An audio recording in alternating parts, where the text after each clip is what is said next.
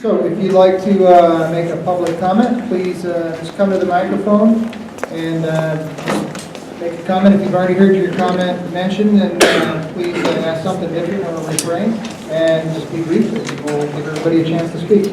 And oh yes, when you stand, please state your name and address for the clerk. Can you hear me? Hello? Not yet. Mic on, switch on. Hello, hello, hello. Steve Deol, 532 Meadowview Drive in Wauconda. Doug, great presentation. I appreciate the time you spent on that. I'm hoping everyone tonight will respect that and remain civil. You put a lot of time into it. I've got 13 questions I'd like to ask, and I'll be brief.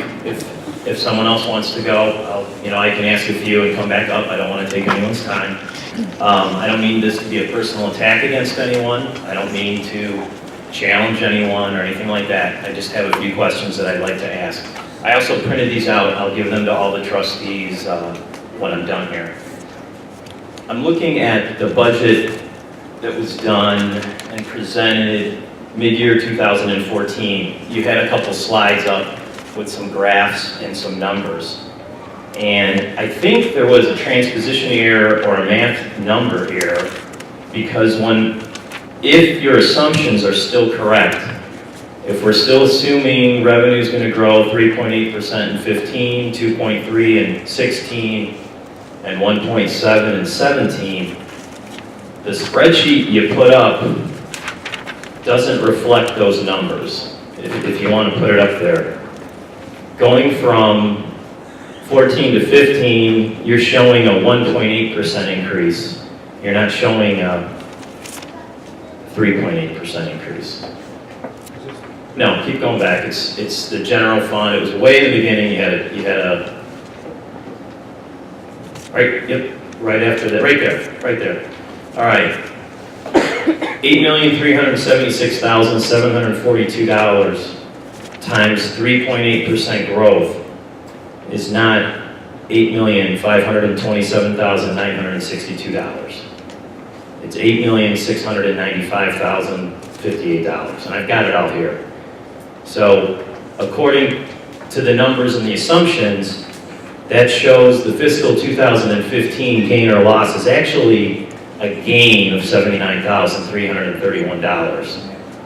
Carrying the numbers out, we show a slight loss of $24,922 in fiscal year 16 and a $196,000 loss in fiscal year 17. So I was the guy in the meeting that was saying the sky's not falling. And I want to go through some of the other questions, because I think the village is at the point of marketing ourselves. I think we are a destination community where people like to spend time with their family and spend money. I don't think we are Island Lake, Tower Lakes, Round Lake, Antioch, where we have to be going backwards. So this is just one point. I've got a copy of it, so I can give it to you.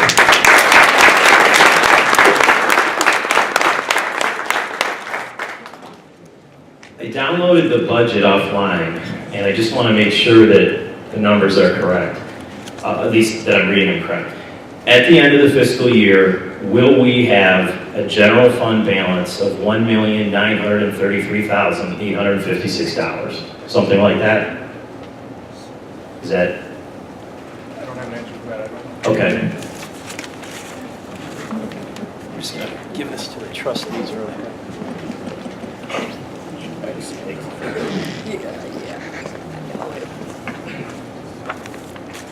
Assuming the budget is correct online, it is. The ending balance for this fiscal year will give us $1.9 million. If you look at the fire referendum information that was sent out, and I know there's some elected officials that felt it was misleading and that people were not told everything. Not here to argue that.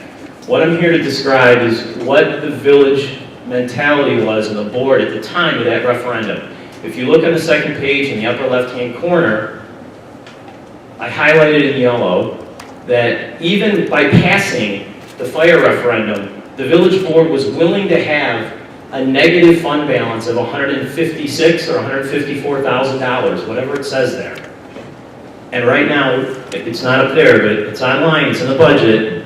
We have a balance of $1,933,856. So my point is, the sky is not falling. We were coming out of one of the worst economic times that any of us have ever seen and probably will see. And things are slowly getting better, okay? All right, so the village policy is to what? Keep 1/12 of our expected expenditures in an unassigned account, right? Isn't that what we're trying to do? We have 8.33% of our expenses. We currently have 3 times that amount. All right, that's pretty good. All right, it's not bad. All right, let's talk about the salary allocation changes that were made with the non-public works employees of the water fund. Who can explain how the allocation of finance, accounting, and benefits are now being charged back to the water fund?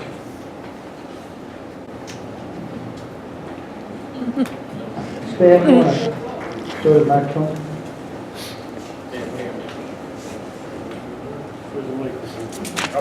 I'll bring this. Stan, I'm Steve. You're testing my memory there. My recollection on that analysis, where we looked at how the charges were being charged to the water fund, with the idea that we thought too much was being charged to the water fund. So what we in essence did was sat down with Brad and evaluated all the employees involved and determined what percent of their work should be allocated to water and what should be allocated to general. If my memory serves me right, we reduced the amount that water fund was paying. We thought water fund was paying too much for general operations. So that's in essence what it did. We sat down and we went employee by employee and determined based on the workload is how we went there. So that's why we made that allocation change.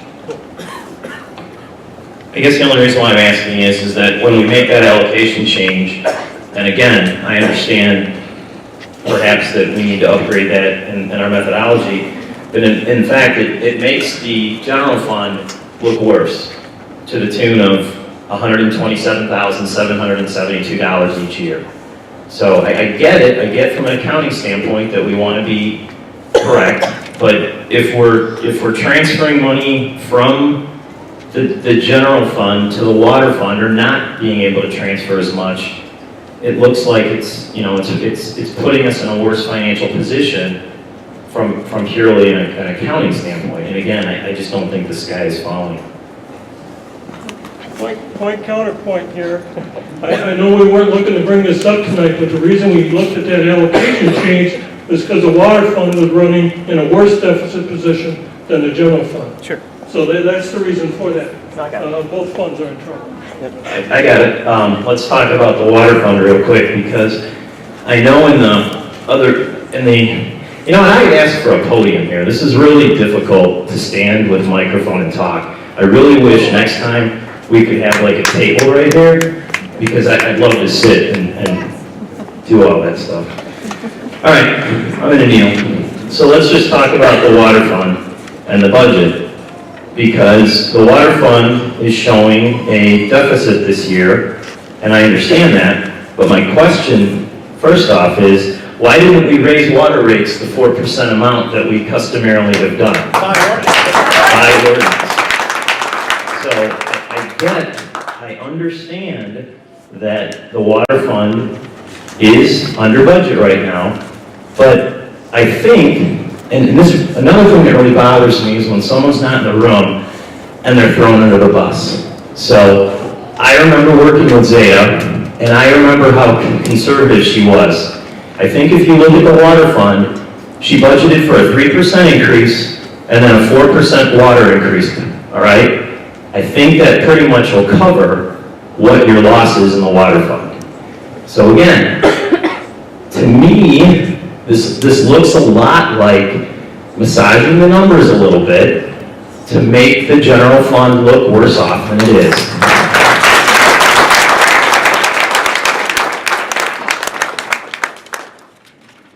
And Frank, I'll quickly go through these. I don't want to take too much time from other people here.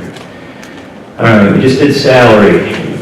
Number 6, we did that. Number 7. All right, what, in the same budget analysis from 430, the audit, what was the cause of the $1,347,544 net change in position from the water and sewer funds?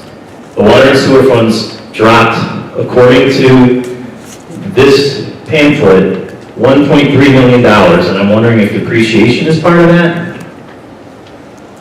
But what was the change in position? Well, that's the staff for that.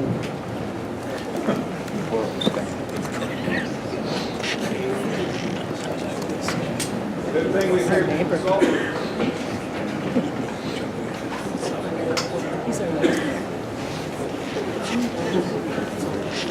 First of all, I'm glad to see you reading the report.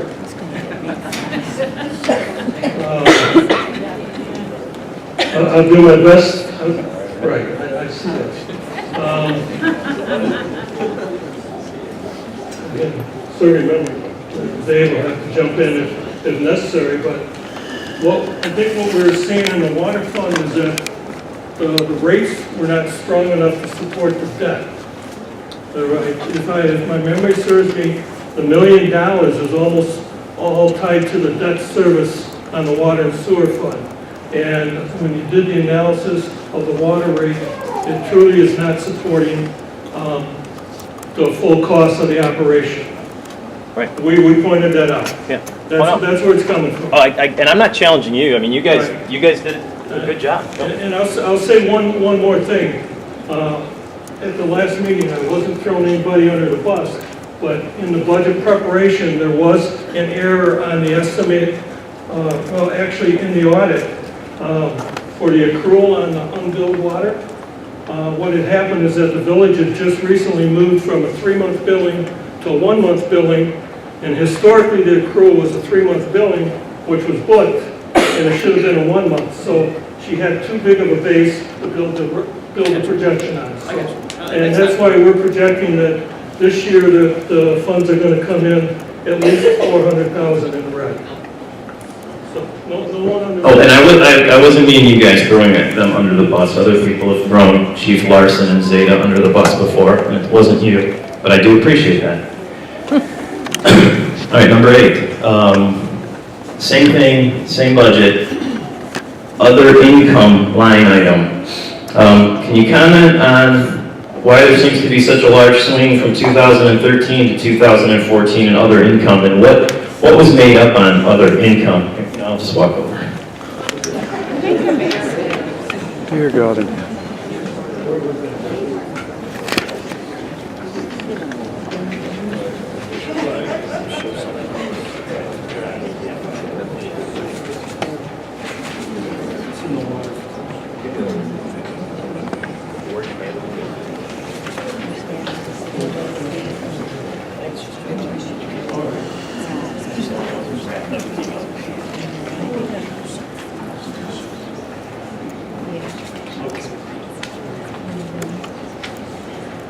The other category is basically probably made up about 40 different other revenue items. So I just accumulated them there for presentation purposes. So as far as the detail, there had to be something, I don't know what the makeup is. Okay. But it was a combination of several, I mean, there's probably 80 different revenue line items, and we compressed them down to 6. I get it. Plus we got fitting everything on a piece of paper. I understand that. When I look at the other line item, it's a big piece of the budget. And again, Doug, I'm not saying you guys haven't spent time on this, but it'd be interesting to investigate a negative $806,000 of other income from one year to the next. That's all. That's all I'm asking is that we don't look at this as we can outsource and save. We think we can save a certain amount of money. I really think we need to look at our numbers here. I don't think things are as bad as they are. I don't think the sky is falling. Okay. Let's see. I'm going to skip number 9. You guys answered that already. Thank you. Okay, number 10. Are we going to be then from your presentation, outsourcing the prison exchange to the county. Is that what we're doing? Is that what you're saying? We're moving the prisoners up to the county? Currently, we can house a detainee overnight as long as we have personnel within the building. I think that's correct, is that? If we outsource dispatch, there may be times during the course of the night that we will not have a person in the building, and we would need to take other precautions for that prisoner. We would take the detainee, transport it to the county for holding. Yes. And have we? Actually, Chief Larson answered that question for us before, because we asked that of him the board night. And he said that happens twice a year. Was his estimate of how many times we have a prisoner overnight. Chief Yost, have you seen that change anytime recently? No. Okay, A so couple times a year. but we'll still, during the day though, we'll have prisoners and we'll have to have someone watching the prisoner. There are, the facility is manned during the day. Okay, and I think the budget was calling for 100 transportations for the year. That was a generic assumption. Just a generic assumption, okay. Okay. Because I guess the question starts to, some of the softer savings of outsourcing. Right now, the dispatchers are the ones that are keeping track of, or at least checking in on the prisoners, correct? Correct. Be safe, yes. Okay, so would it be safe to say that we then would have to probably hire someone to do that? And I think in the past, we've budgeted between $60,000 and $70,000 a year for that. So I think we might want to add that into the cost of the model, maybe? No? In our discussions internally. Yeah. One mic and. We'll pitch in together and get another mic. In our discussions internally, we would handle that supervision with on-staff personnel now. We would not hire anybody else. So we're. So then we would be taking a police officer off the street to monitor the prisoners every half an hour then, is what you're saying. The second smaller piece of that is the records clerk for filing tickets, etc. From what I understand, part of the job duty of the dispatch is to do that as well. So that's going to be another either person we're going to have to hire, or we'll ask the police to do what the records clerk does. But I think if I'm a trustee, I'd want that clarified a little bit. I'd like the finances on both the prison, watching a prisoner, and then recording the paperwork changes, etc. I mean, I've got a story, and then I'll be done here, but about 6 months ago, our exterminator came a day early to our house, and my 16-year-old daughter was texting me at work saying, "Hey, are you home? Are you goofing around outside?" I had no idea what she was talking about. I said no. Wasn't even paying attention. She calls my wife and says, "Hey, someone's walking around the house." My wife says, "Call 911. So I guess my question to you guys would be, we've talked about bundling fire and police, but there's no guarantee that fire and police will go to the same place. Who answers the phone 2 years from now if my daughter calls 911 for a police emergency? I mean, I think we all know it goes to the fire first, right? That's the plan, yeah, but the problem is, we're not proposing splitting up the services. We're not even going to propose outsourcing if we have to split up the services. Okay, so as long as the trustees understand that too, because I was flabbergasted to find out that when someone calls 911, regardless of the emergency, it goes to the fire side. It goes to the fire answering. And if we outsource fire and police to different entities, that person would have to tell their story once. The dispatch would change it to perhaps wherever police is, and then that story would have to get told again. So I think you gotta link those two up. Otherwise, I just don't think I think there would be a delay, and I know my daughter might have freaked out a little more. Just a couple notes on the presentation. Again, it was a great presentation. I would really like to know more information on the 40 communities we talked to. I've always been in a sales environment myself, and getting 3 responses out of 40 is 7.5%, and that's a great response rate. You may not think it is, but when people send out direct mail, they hope to get 0.001 response. We got 7.5%. I'd be really interested to know when those phone calls were started. I'd be interested to know who we talked to, and I would love to be on a committee calling these people and presenting our wares, because I think we could present a very good package to some of these other communities. If everyone's looking at outsourcing, why don't we become a destination? That's one of my questions.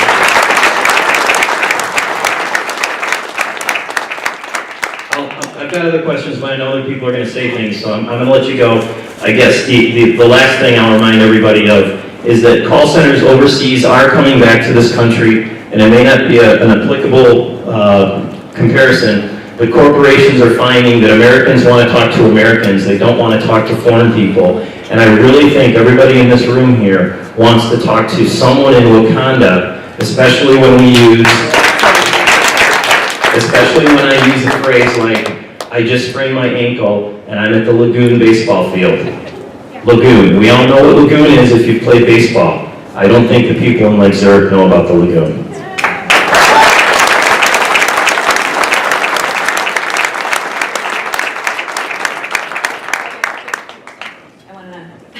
Thank you.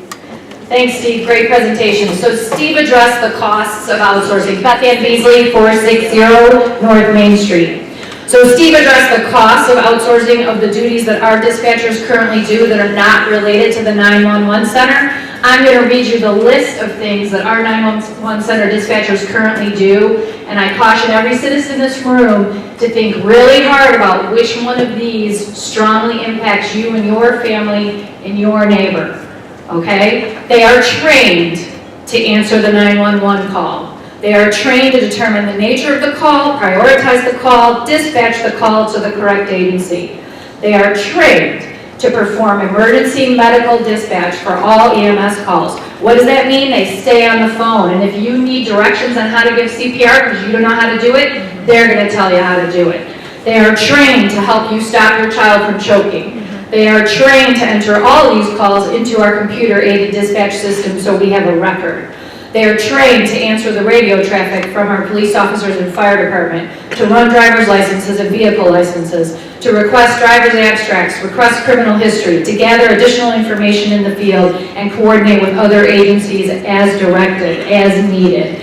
They perform the physical prisoner checks per state regulations. For adults and juvenile offenders, the requirement is every 15 minutes, by the way. So you gotta have somebody in that building to do that check. In our 4 cells, for you guys to know that, we have 4 cells in Wauconda. They contact the coroner if needed.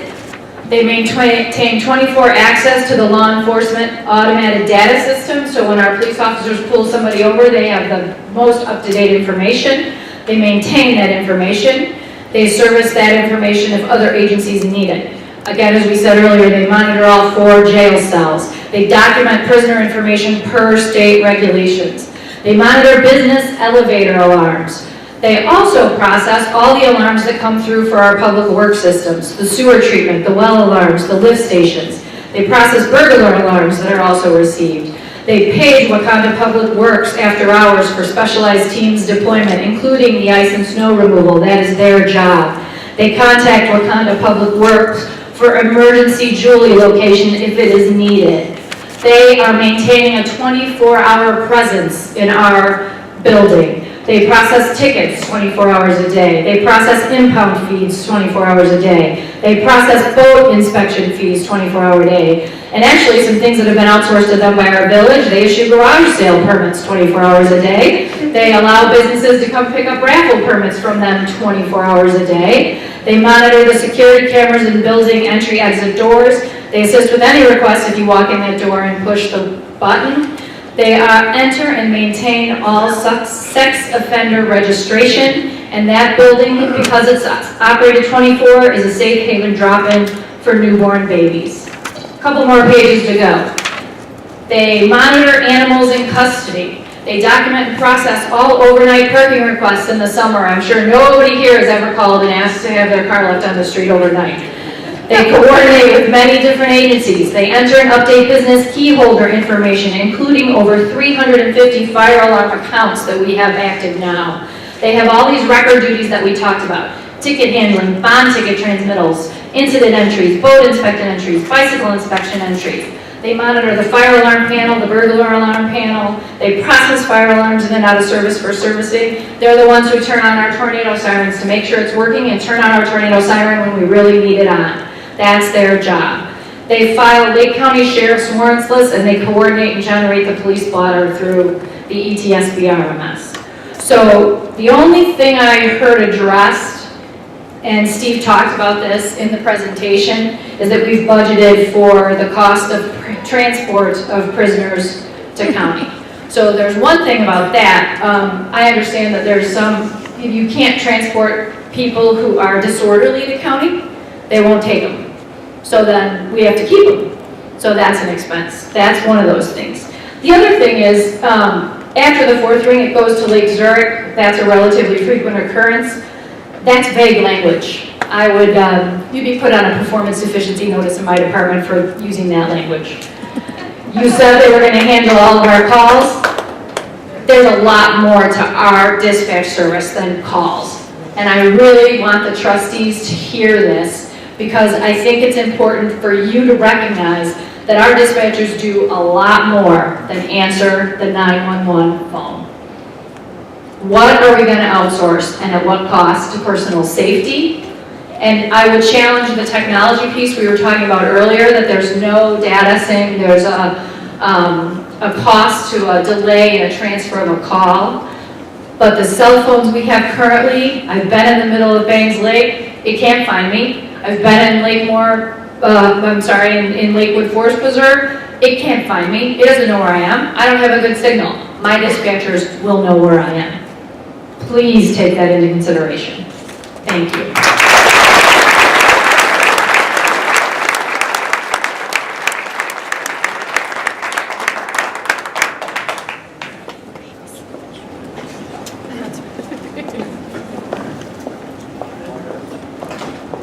Hello, Maria Weisbrook, 25583 West Wilson. Again, great presentation, Doug, thank you, and thank you for wearing red. That is important. I just had a couple questions based on your presentation, a couple things that came up. What is the negative impact of not being CLIA certified? Negative impact.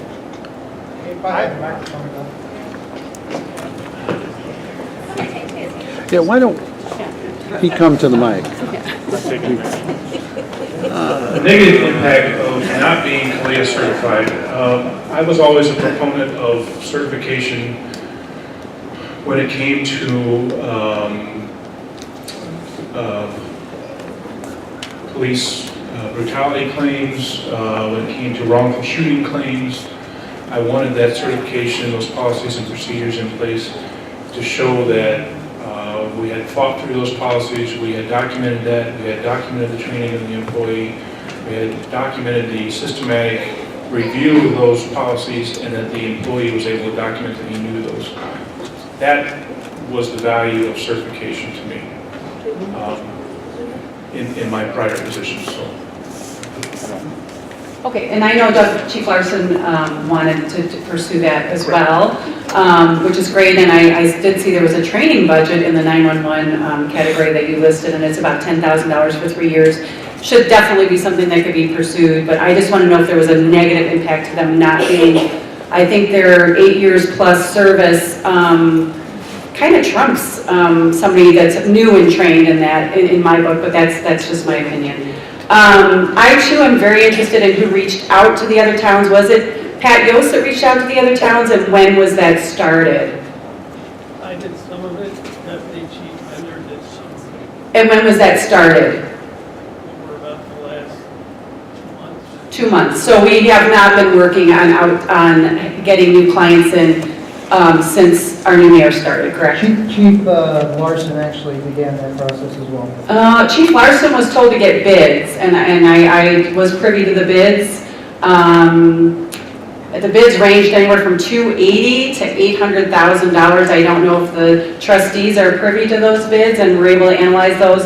Seems like we're kind of on the low end of the totem pole with Lake Zurich, which, again, I'm sure everybody's doing their analysis on that. So,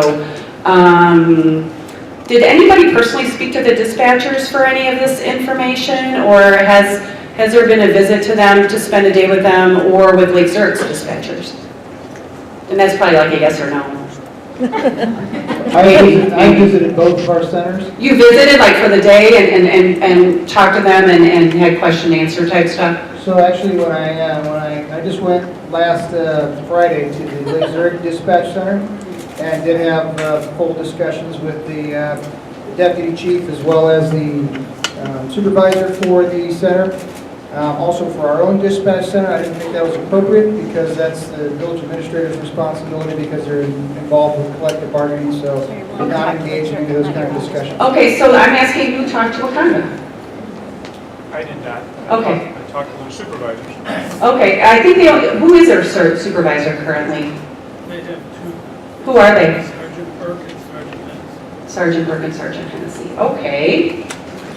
Did you speak to our neighbors in Island Lake for a reference? I didn't notice them being referenced. Because they're new to Lake Zurich, and that would probably be like one of the better ones to speak to with their experience with Lake Zurich. And I know their new billing is coming out from Lake Zurich in March. We did address that there were some comments about Lake Zurich being unhappy. We don't have an answer for that yet. We are trying to get an answer on that. Okay, no, that's great. I just didn't hear that you mention them, and they're our neighbors. They would probably be more important than any other town.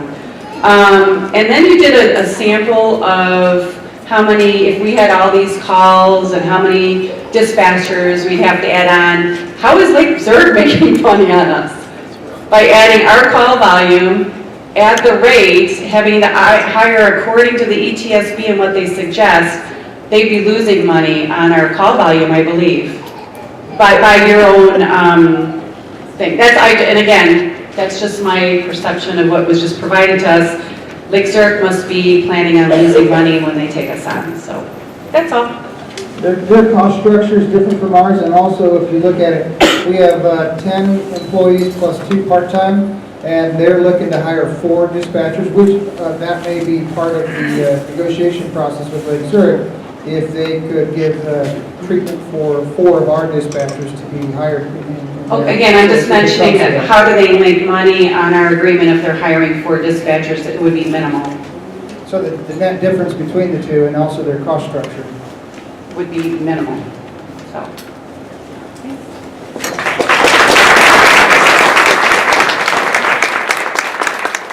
Joanne Tegmeyer-Thompson, 535 Willow Road, Wauconda, Illinois.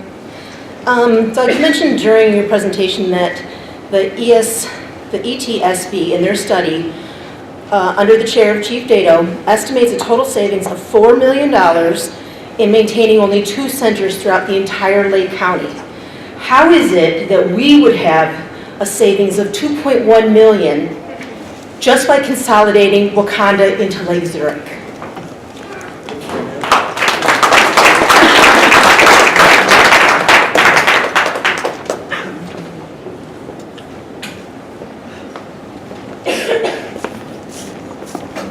Just a point of clarification, the 4 centers had $4 million in savings, the 2 centers had a projected $9 million in savings. Oh, thank you. 4 centers instead of 2. Correct. Oh.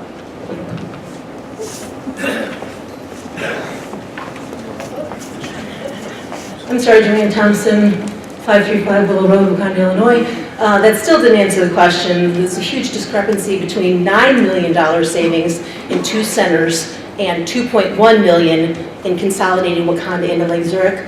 My subsequent question on that is, were these recommendations for the ETSB presented to the county? And if so, what was the county's findings on consolidating the entire Lake County into 2 areas, considering the amount of crime in some areas regarding other areas? For instance, Wauconda obviously does not have as much crime as, say, Waukegan.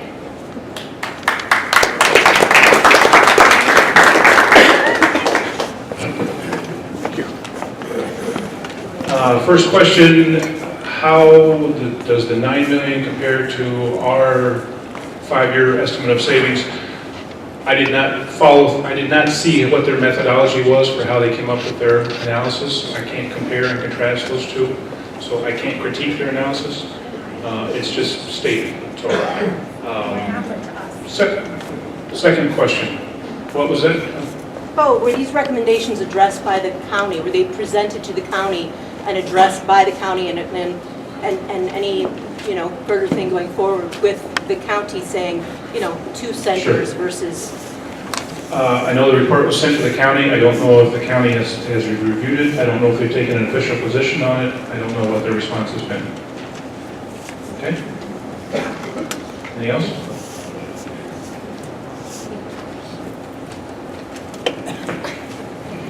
There was an implication that our staff, our dispatchers hadn't received any formal training that was very much implied by your presentation, and I would like that addressed because my personal opinion is that every time I have had contact, which unfortunately has been numerous times with the dispatchers, they have been incredibly professional and knowledgeable about what they are doing.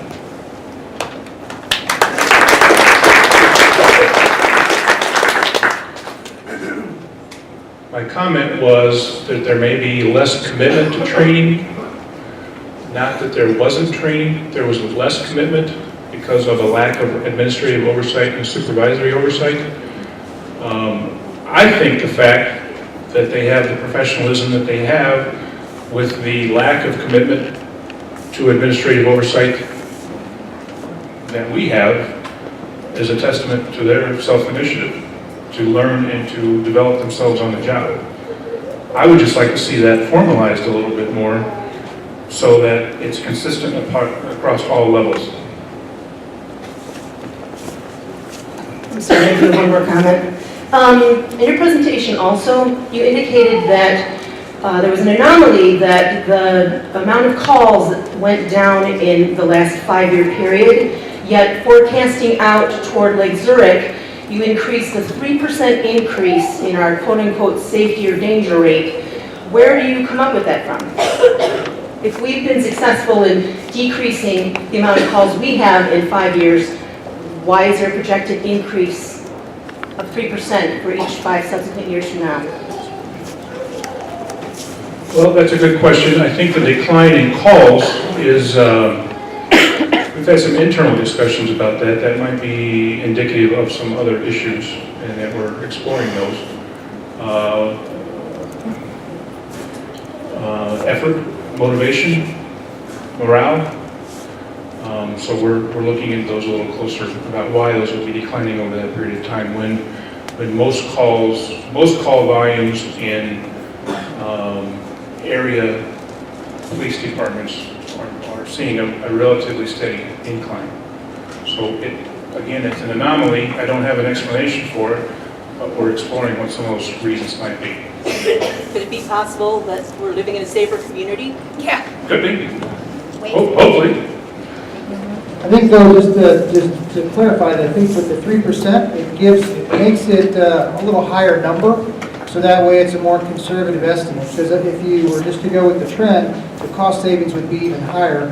And so in Administrator Maxeiner's model, he built in the 3% so that it would be a more conservative estimate on the cost savings.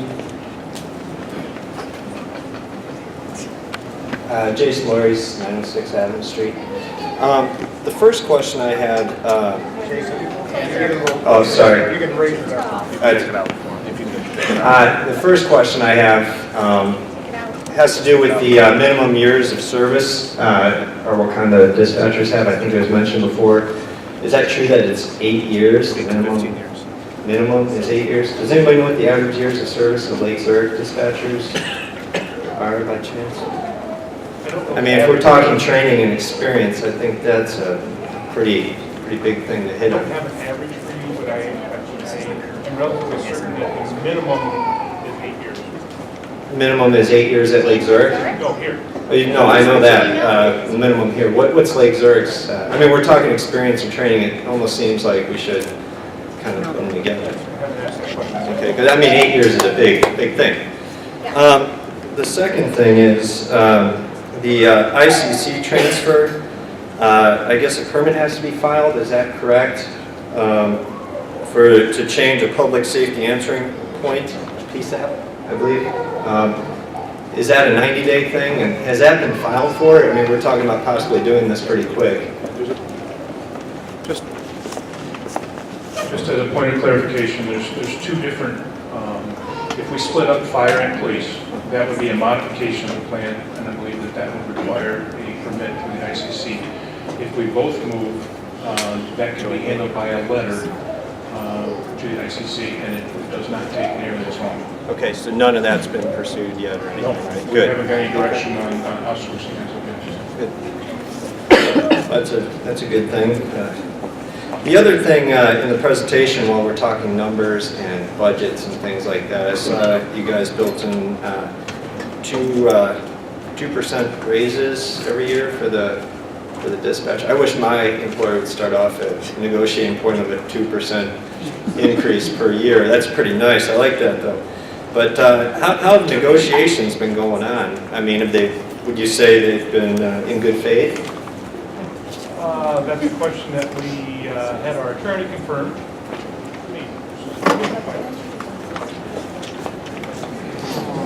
There you go. Ta-da!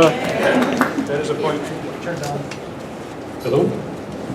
That is a point we've had our attorney address. He is he's comfortable with our position, with what we've done and where we've been. Moving back, how our negotiations going. When I first came on board, we had an initial meeting with the dispatchers. I believe that was in December. At that point, we reiterated that there was an outsourcing study going on, and that I would like to have that study done before we start exchanging proposals, or at least proposals from the city to the village moving forward. So we completed the study, we met with them again, we presented those details. We've told them that we're prepared to address, to make them whole for 13-14, whatever we determine in the bargaining process what that might be, as well as whatever moving forward, if there are any impacts from outsourcing, if the board takes that position, we'd be willing to discuss impact bargaining for that as well. So we have not exchanged, they have provided proposals to us, we have not replied back since I've been here. Okay. And so in good faith, I had accounts, somebody put up a list. Is it true that we've canceled 7 meetings with the dispatchers negotiating team since last spring? 7 meetings? I mean, it looks like a flight monitor in an airport when there's a blizzard. Just cancel. Yeah, there was one meeting that we had in February, early February, that was canceled because of weather. Yeah. That microphone's not as good as the other ones. It's only hooked up to one microphone, so there are one speakers.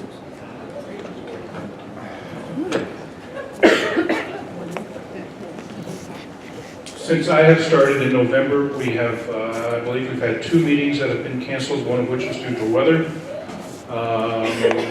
About since last spring, have you looked back at all? I've seen the same timeline that you're referring to. Yeah. I can't confirm or deny that that's not accurate. I don't know. Just seems like, I know we talked degrees around here, and I had some labor negotiating classes, and when management likes to delay things, they like to cancel meetings, and 7 is quite a bit. So I don't know how that's called good faith in negotiating. You really know what the dispatchers, what their union's asking for if you're not meeting with them. So, but that's basically all I have. I know there's probably a long line behind me, but thank you guys very much, and it was a good presentation.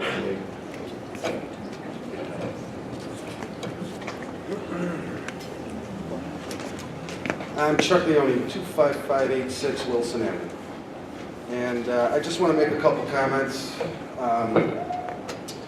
There was talk of the system being left in kind of a backup mode, and that you can walk in and hit the switch and it'll boot up and you'll be able to use it. I'm assuming it's a software-based system. I don't know if it's a Cisco system or what type of system it is, but those systems need to be maintained.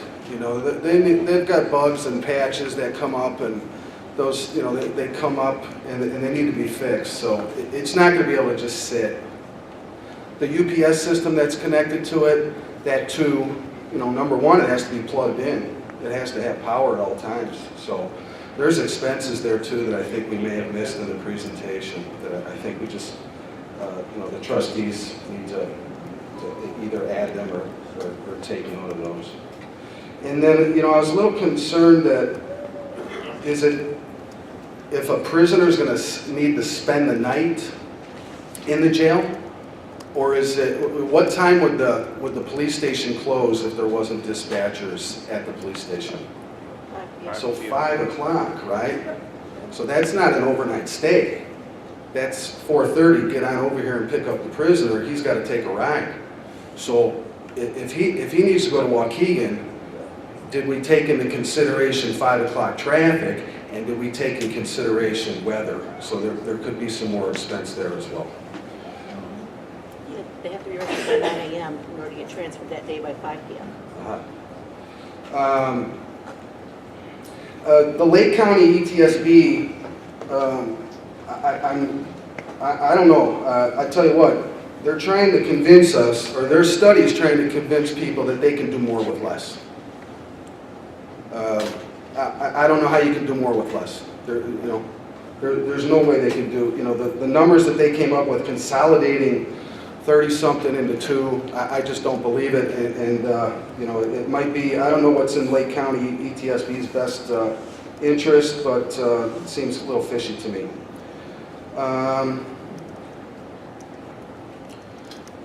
Another comment I just want to make is, you know, once again, Doug, your presentation, I appreciate the time and that you put into it. But a couple of things that you said is, you think the, you know, the opinion, your opinion was that we can meet the level of Lake Zurich service as we do today. I appreciate your opinion, but it's your opinion. So I want the trustees to make sure you keep that in mind, as well as some of the opinions that were made as far as you had mentioned that you talked to certain people, and that, I forget exactly what you said, I tried to take notes, but you know, that you took other people's opinions that you talked to. Dato, I think, was one of them, and some other people, which I appreciate that too, but once again, those people's best interest could be here or there. So that's something to the trustees that I want you to keep in mind. And you know, the old saying, don't fix it if it isn't broke. I like that saying, let's fix something that is broke. And to comment on corporate America, once again, there's a reason they tried to outsource all these jobs overseas, and there's a reason it didn't work, and that one reason was communication. It was cheaper and everything was, you know, it sounded great, but what it came down to was communication. And I think that our dispatchers and our 911 center, their asset to this community is communication. Okay, thank you.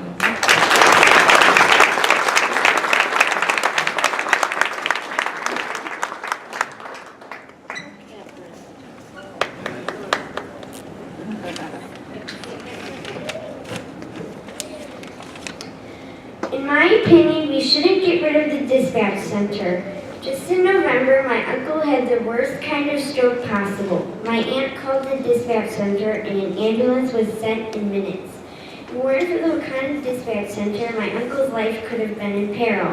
How much are our lives really worth? More than money, I'd hope. Sure, it might save a little more money if we transferred to a different dispatch center, but not as many lives would be saved. Please take keeping the dispatch center into high consideration. In conclusion, the dispatch center is a crucial part of our town, and I'm asking the trustees to vote to save it. Thank you.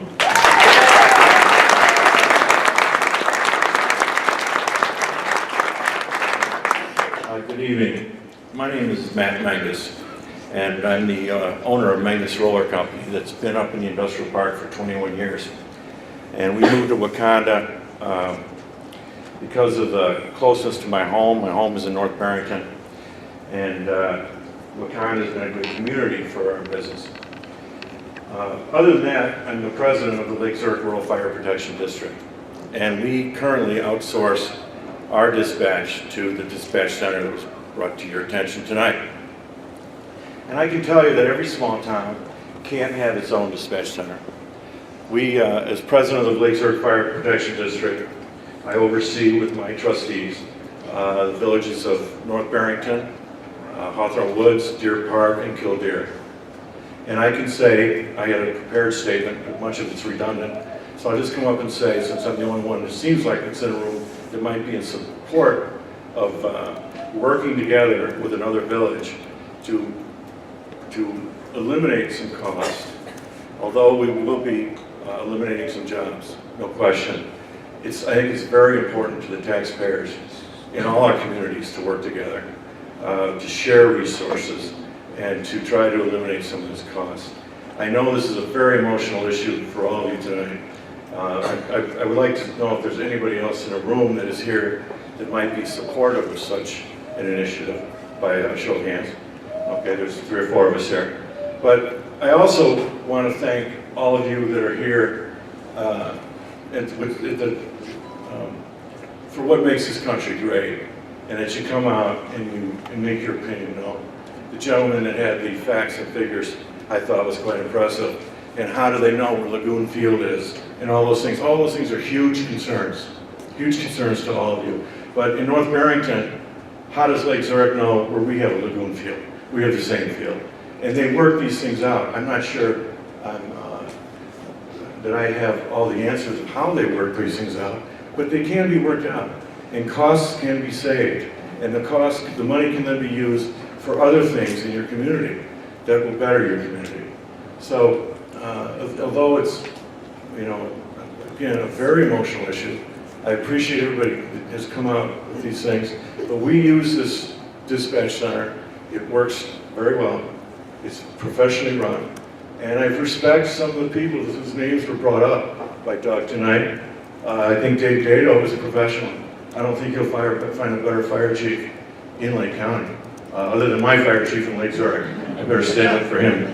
But seriously, I think some of the emotions should be taken out of this subject and look at the cost savings and the benefits that a town like Wauconda can achieve with working together with Lake Zurich.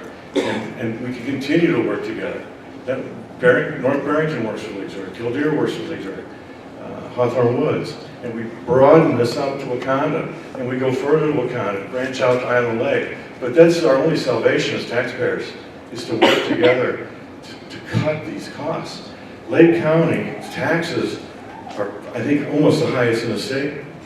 And if we don't start driving these costs down by good initiatives like something like this dispatch initiative, I thought Doug's presentation was excellent. But you can't certainly answer every single question. But if we put together a committee like this gentleman back here with the facts and figures and keep answering the questions, I think you're going to drive this to a good decision that all of you will agree on.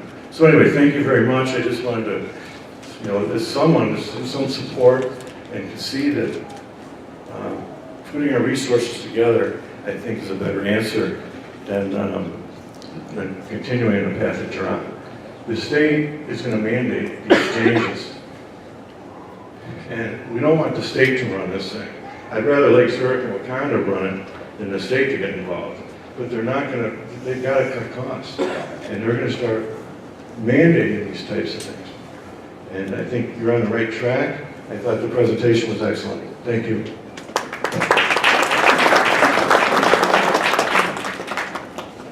Johnson through 8 Main. It's bothersome to me when people suggest that the solution to the problems is always increased fees wherever they are, water, whatever, or increased property taxes. I just want to express my gratitude to the village administrator and to the mayor in particular for doing their due diligence and trying to be fiscally responsible and helping ease our burden as taxpayers.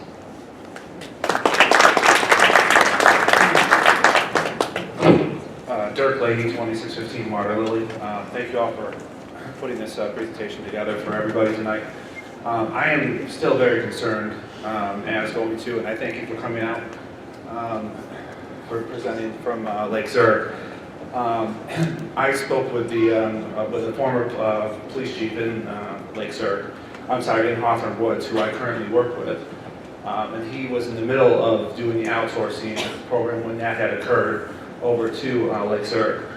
His biggest concern that happened, and the only good thing that he had about it was hand him a check and they don't have to do anything. That was his best response. Well, that's great, but then where does the responsibility for our end come to? There's no responsibility for the community. When he said the biggest problem was their town was not answered, their calls were not answered first. Their calls first were answered by Lake Zurich. This was coming from somebody who was a police chief in Hawthorne Woods and going through that transition. He also stated, this is for everybody as well, that when there was a natural disaster or a severe storm that come through and knock out power for the whole community, they could not handle the call volume that was coming in. When there were alarms that were going into the systems, they would come in rampant alarms. And how many calls is that going to cost us to send the alarms that are going off because the power's out and they can't handle it? All the alarms in almost every town that has an alarm is going to go right to the Lake Zurich, and that's going to cost us a ton of money when that does happen. And that will happen. They're predicting a bad year this year for weather after we've had this bad winter. A lot of people are predicting to have bad storms already this year because of that. So I'd like you guys to really consider it. These guys, these dispatchers here are incredible. I mean, my hat's off to you guys. I mean, you guys do an incredible job. You know the area, you put the time in. What more, this is to you, Doug, again, the experience that these people have, and you say they're not trained, but 8 to 15 years that these guys have had worth of experience alone in itself, they know what they're doing. You can't find that. If you go to Lake Zurich, they're not going to know our town. They're not going to know our community. It's going to take them over training. Again, our calls, this is for everybody back there, our calls are not going to be picked up first to my knowledge. They do not have the equipment that's updated. We have better equipment than Lake Zurich. We've already paid for the equipment.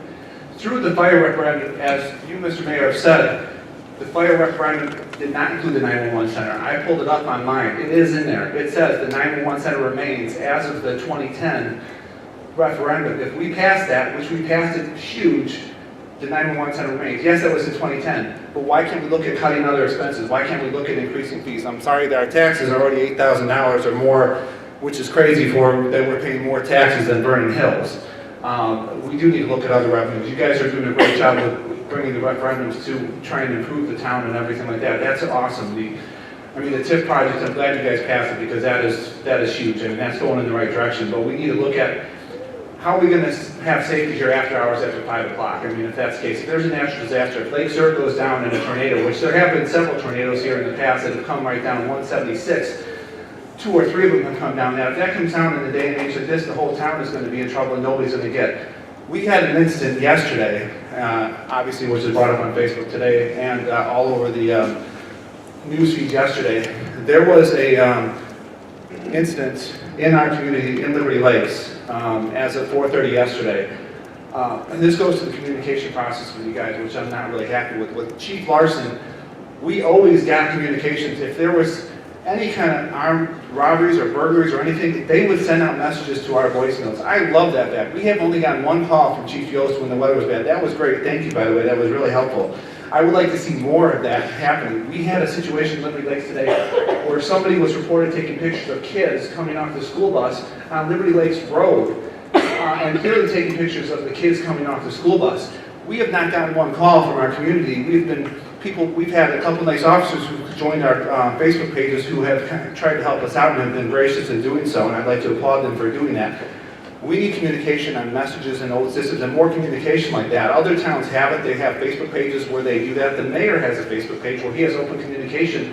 This was in Round Lake, as I believe Tim Howell had pointed out. The mayor has open communications that says this is what's going on, this is what we're achieving. He has his own Facebook page and he has nothing to hide. He tells us what's going on, when it's going on, what the deals are. This is Round Lake for crying out loud. They should be looking up to us, not us to them. I mean, we are Wauconda. I mean, we are the true people here. Our town is growing so much. We have the best equipment around in the 911 center in the whole county. I don't understand why we can't get other towns to come to us. Why are we going backwards to Lake Zurich, whose equipment has to be updated? Have you guys included the costs for the upgrades when they do have to upgrade? That's going to come directly to us. I asked you trustees, have we seen, Doug, have we projected the cost of their increase? Because that has to be included. I mean, that's going to cost us an arm and a leg. It costs us $500,000 for the equipment to put in the system. who knows what it's gonna cost Lake Zurich to get updated, and that's gonna increase our fees and all that. That has to be taken into consideration. I mean, we should have everybody coming to us, not going to Lake Zurich, who has outdated equipment. And I love Lake Zurich, I really do. We're there all the time. We're in Wauconda all the time. We spend the weekend and went to Lindy's Landing with my family, and then we went over to Bliss just on Sunday. I mean, we have everything here, so we're growing so fast, we won't be able to handle it when we start bringing the businesses as you want with the malls or whatever improvements. We need to have this. We need to have the safety and security first before savings, as we have said. And we need to keep these dispatchers right here in town. I mean, these guys are the best. So thank you guys. I appreciate it.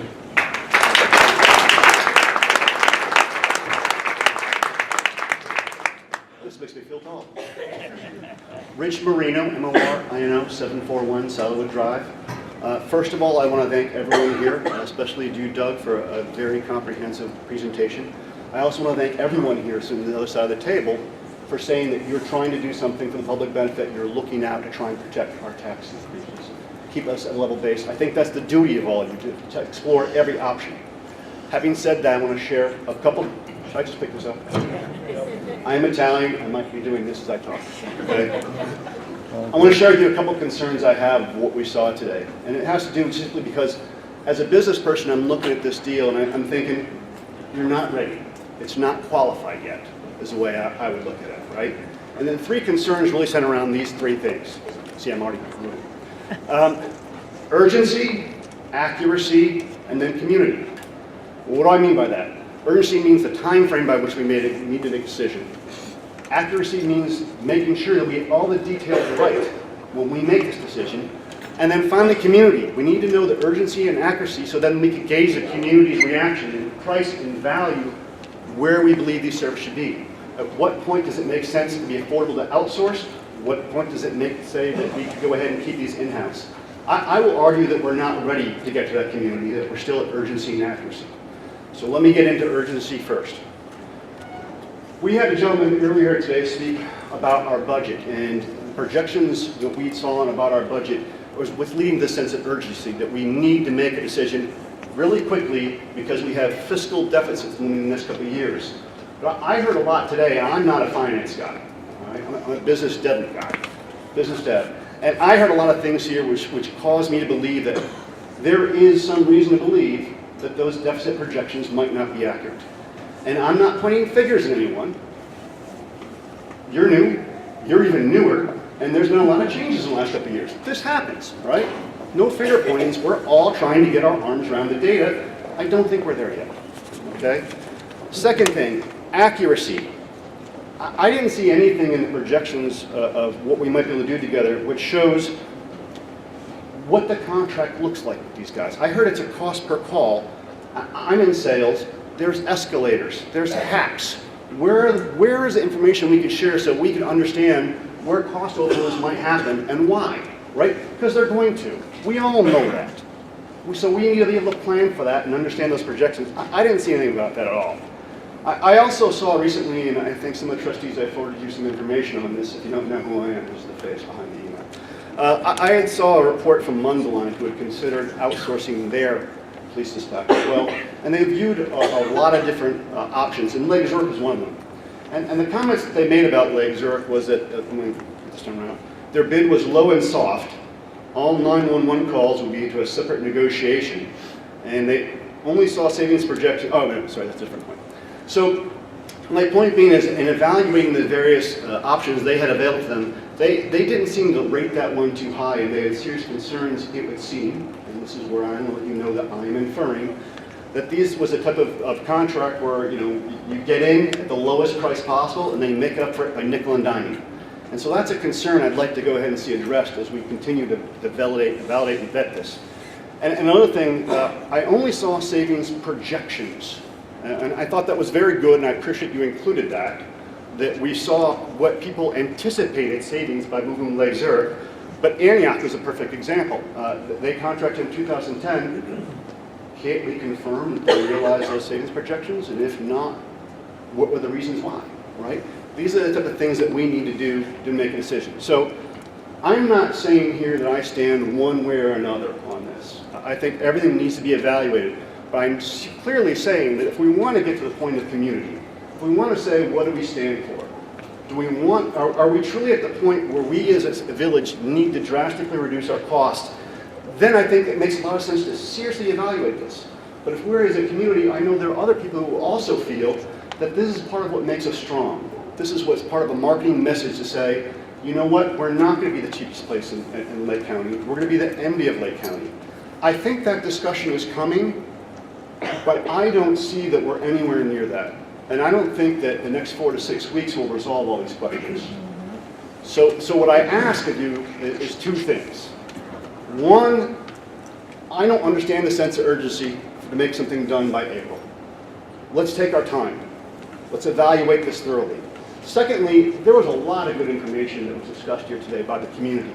And I think I speak for a few people in the community that we would like the chance to come to you the next C.O.W. meeting and present some of more detailed findings on what we believe and what we see. And I think after your further information and data that we've gathered, we might be in a position to even start scoping what the appropriate time frame would be to truly come to an intelligent decision on what to do here. Thank you.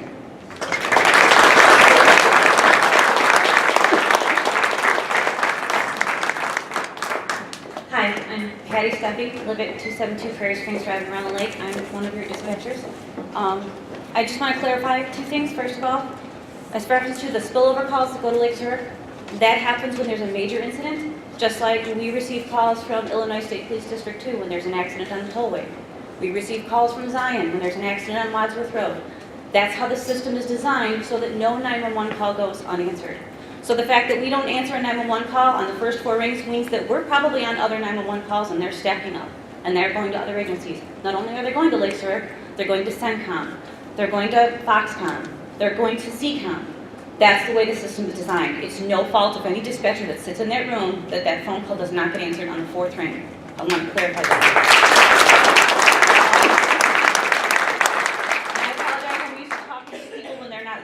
So bear with me. Another thing, and Chief Yost, with all due respect to you, I know for a fact we've had 8 prisoners in our cells overnight since January 1st of this year, not 2. I just wanted to clarify that. There's definitely been more than 2 prisoners in our cells overnight. Another thing is I wanted to,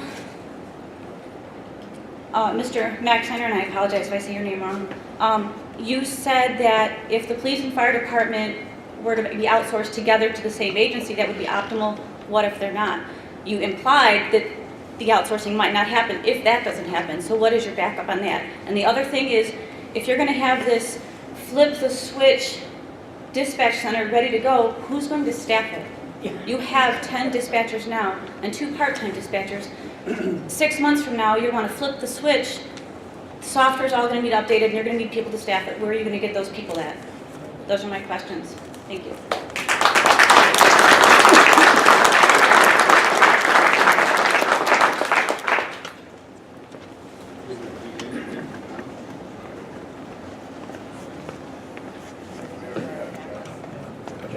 They have that.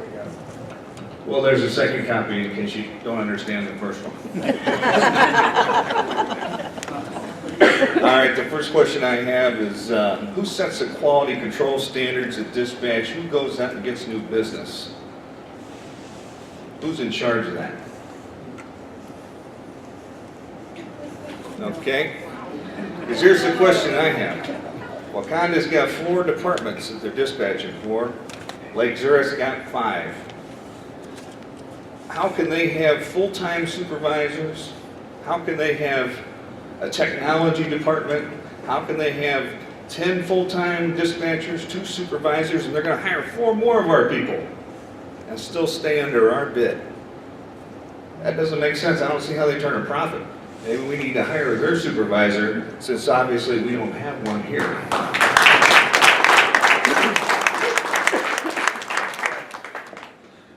The next question would be, what year was that ETSB study done? Was that recently? August 2013. Okay, 2013.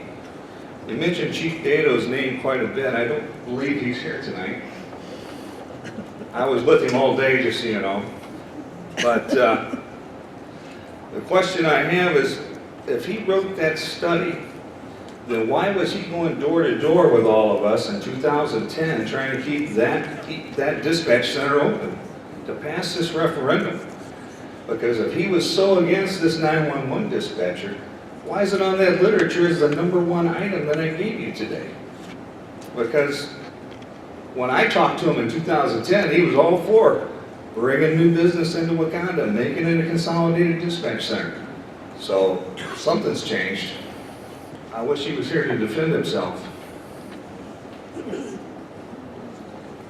And then just so the residents here know, if you bring a prisoner into the holding cell, you're going to pull an officer off the street. If somebody rings the doorbell or picks up the phone or whatever in the lobby, you're going to pull an officer off the street to come and talk to that person.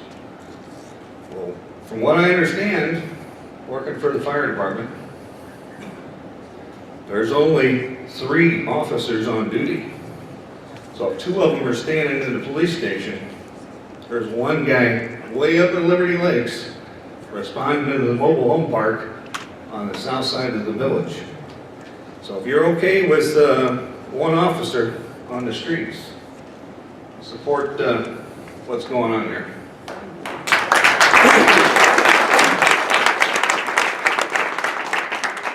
My next question is, when we passed this referendum, and I say we, because I was on the citizens committee that helped pass it, along with many other people, when we passed this referendum, one of the guarantees was the 911 center would be open. That was the #1 item, just so you guys know. The #1 item on the list. But we lowered the utility taxes, or the village, I should say, lowered the utility taxes. How much money is left on the table right now in utility taxes, in vehicle stickers, other sources of revenue that we could use to keep this dispatch center open? Because 72% of the population here wants a 911 dispatcher in this town. And 72% is pretty much a mandate, in my opinion.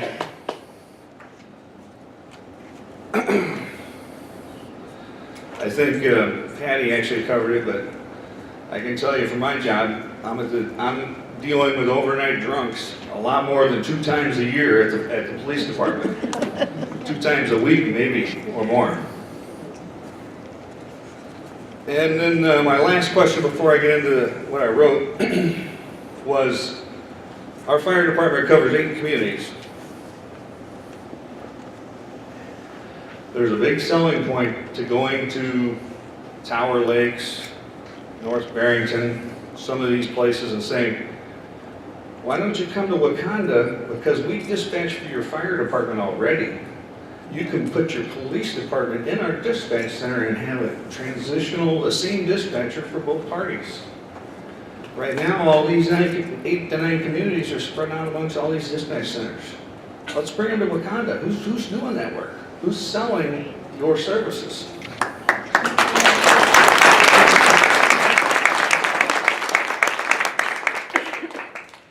I'd like to thank you guys for the presentation here. It was pretty informational. But Mayor Mark, I'd like to congratulate you on working towards your MBA at the Kellogg School of Management. You should be proud of being a student at Kellogg. It is one of the best business schools in the world. I appreciate and commend your service to our country and the dedication that you show as mayor. I myself also have a master's degree. It's an MPA, and I'm going to stress the P for public administration. My undergraduate degree is in business administration, and I can tell you there's a big difference between the two. In public administration, you learn it's not about turning a profit or increasing your share price. It's about doing what's best for the people. Does it make financial sense to have a police officer patrolling the streets on a Sunday morning? No, there's no crime. Does it make financial sense to have paramedics sitting at a fire station 24 hours a day? No. But it's the right thing to do, and it's what our citizens want. At the last village board meeting, you stated that the fire district referendum was about the fire district and not about the village. As a committee member of the Referendum Citizen Ballot Initiative, I can tell you beyond a shadow of a doubt that is untrue. The referendum was not only about the fire district, it was about the 911 dispatch center, the police station, public works. It was about continuing to provide a quality of service to our residents that they've come to expect. I presented each of you with a flyer, the flyer that we handed out during the referendum. This flyer was included in the mayor's message that went out on November 2nd, 2010. I'd like you to refer to the first item under public safety services that will continue if the referendum passes. It clearly states, if the referendum passes, the 911 dispatch center will remain open. The referendum passed with 72% of the majority. So in my eyes, that makes it a mandate to you folks and not an option.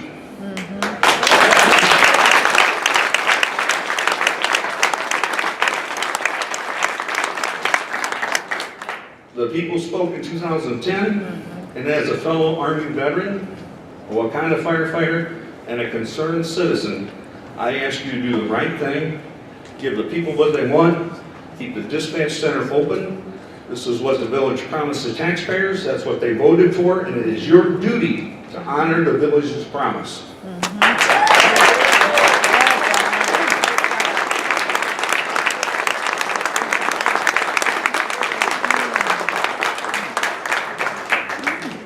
Good evening. I'll make this quick because I realize the hour, and I apologize if I have some mundane questions. These are some added on from a previous statement that I had planned to make.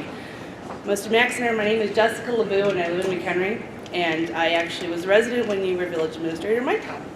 And for fairness' sake, I have to say that he's pretty much across the board.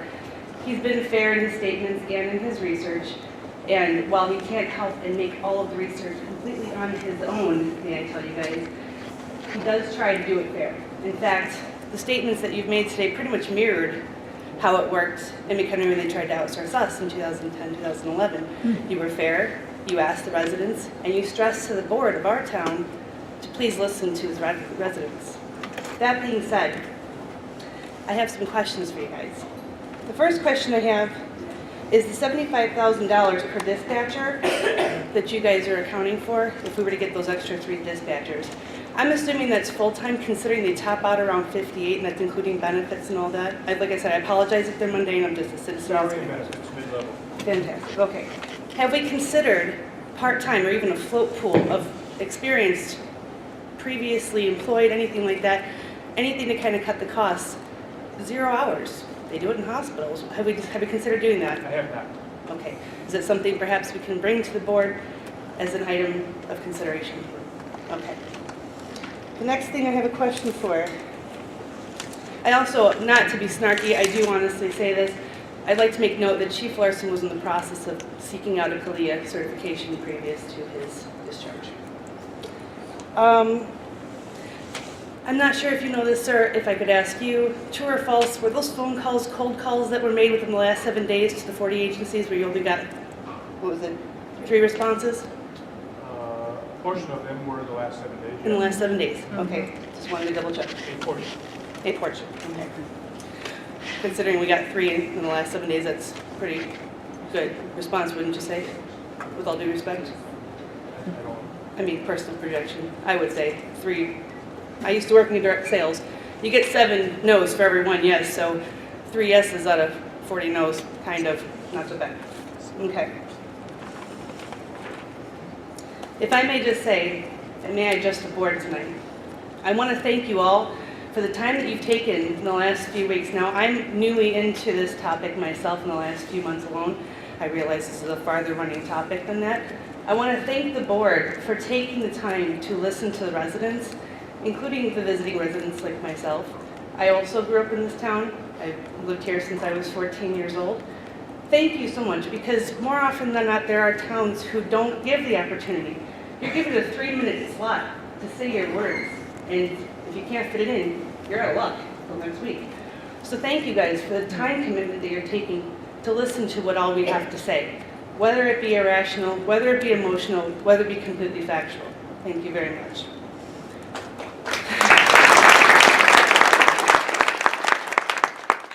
On that note, I do also, while redundant, I want to repeat and reiterate to you that in 2010 there was a referendum. I realize the 911 center is a matter of argument. However, back then you asked the town, what do you want? And they responded overwhelmingly. Now you have that opportunity again. If you haven't seen the response, now I realize there's a matter of numbers in question, but if you haven't seen the response so far, put on another referendum in November, specifically for the 911 center. But you know what? You guys were elected, with all due respect, ladies and gentlemen, you were elected into your seats with the confidence of and the voice for the people. And I ask you, over everything else, get the facts yourself. Thank you for listening to the residents' concerns, and make that decision for yourself. Thank you very much.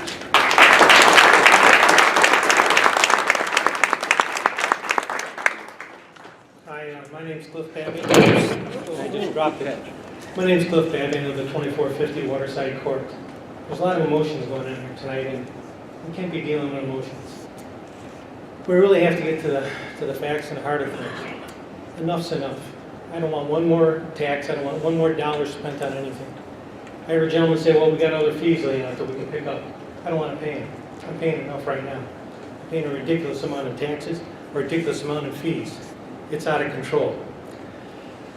We do have a great 911 center. We're paying too much for it. If we can outsource it and get the same kind of service, that's what we should do. $2.1 million. That's a lot of money. That's a lot of things we can do for our community. That's a lot of improvements we can do. People are, we're broke. We're flat out broke. Our county's broke. Our state's broke. And definitely our national government's broke. This is just plain ridiculous.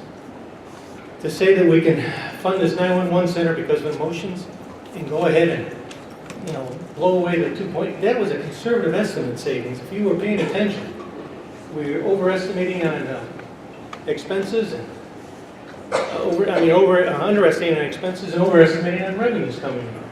We'll save that money. It's as simple as that. We can spend it somewhere else in the community. I hate to see people lose their jobs. Some will be picked up in Lake Zurich. But that's what's going on. They talk, you can pay me now or pay me later. We're going to get down to 2 or 3 911 centers. It's going to happen. You might not like it, but it's going to happen. Next 3, 4, 5 years. Let's get ahead of the curve. Let's start saving our money now. Let's start developing our community. Just 911 center isn't, it's good, but it's not the answer to everything.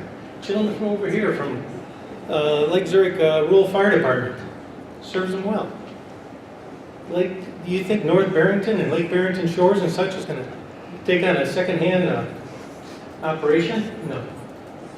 They're going to expect to get what they want for the money. I heard a lady come up here and list all the things that's done. How much of that is going to be lost with the, all those things that be lost? No. We can talk about all these kind of things. It's just services that can be picked up at other places. I'm sorry, but I disagree on that. No. Just finish your conversation. Excuse me, what is your question?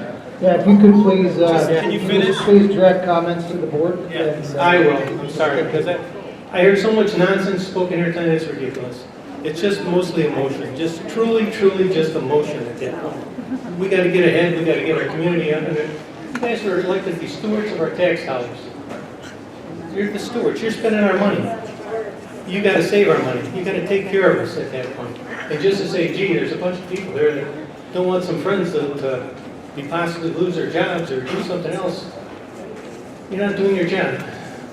I heard about people getting thrown under the bus. There was a lady here that for 7 years we paid fees for upgrading our computers and such, and gee, guess what? That they weren't upgrading, we had to catch up on it.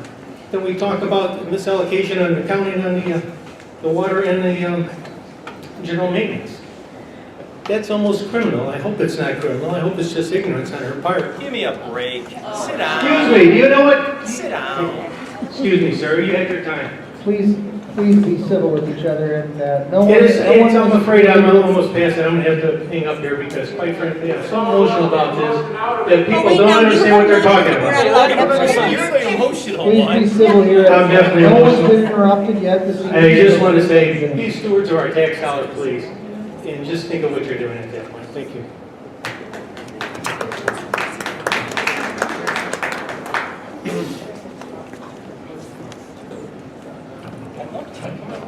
Good evening, everybody. My name is Glenn Swanson, I'm the Township Supervisor here in Wauconda. I live at 28631 North Monroe. I speak from a little bit of experience. I was a dispatcher in Wauconda for 2 years when I was in college, and it was a great experience. And I have the utmost respect, and that's where the ball starts to roll when that call comes in. And if that's any delay or a problem, that's where it ends. And it's got to be in the professionals' hands, and I know they are. I think the money situation is what everybody seems to talk about here tonight. The money, the savings, the money. I hear these big numbers, $2.1 million. That does seem like a lot of money. Have you broken this down, Doug, at all into what does that boil down to on your tax bill, maybe per year or per month, say on a $5,000 home, or taking a number to break that down? Because we know that the village is about 11% of your tax bill.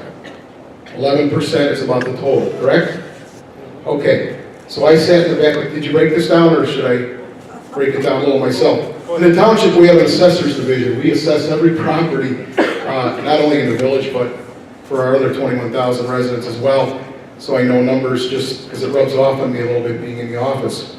So if you had a $5,000 tax bill, which might be a little high for some, but might be a little bit low for others, you would pay $550 a year total. $550 a year total to the village in your tax bill. 11% of $5,000. If you cut that in half, let's say half goes to public works, building and zoning, your village administration, and then half to the police department, now you're at $275 a year. Right? Following me along? Okay. Now we take the $275, we're in the police department now with our $275, and let's say half goes to dispatching and half goes to the patrol division and staff. So now you're rounded off, $140 is left. If I divide that out over 12 months, it's about $11.65 a month you would save by eliminating the dispatch center. Well, I gotta tell you what, you give me 10 full-time people and 2 part-timers at Wauconda Township for that little bit of money, I'd be more than happy to have them, and they're worth every dime of that money, and I want them to stay here in Wauconda. And please, board, think about that very much. And it does mean something. Thank you. And we represent a lot of our seniors at the township, and they feel the same way, and I know they do. I'm very close to them.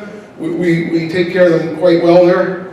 Please do that. Thank you very much, and thank you for the great presentation tonight. But I had to make that point, because I'd like to see it broken down this way once. Just this way, because that's where it is. It's in your pocket, in each homeowner, okay?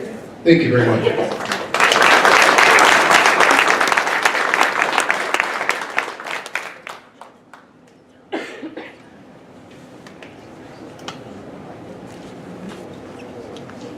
I'll make this quick. I know everybody's tired. My name is Tim Howe, 460 North Main Street.